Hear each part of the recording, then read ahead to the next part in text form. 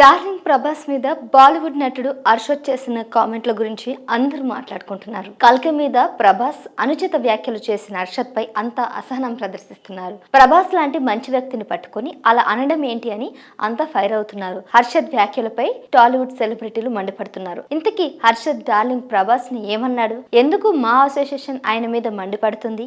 అతని మీద ఎందుకు వీళ్ళంతా సీరియస్ అయ్యారు? ఏం యాక్షన్ తీసుకోబోతున్నారు?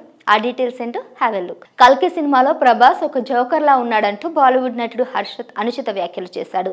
డార్లింగ్ ప్రభాస్ మీద బాలీవుడ్ నటుడు హర్షద్ చేసిన కామెంట్లపై జరుగుతున్న చర్చలు ఇండస్ట్రీలో హాట్ టాపిక్ గా మారింది.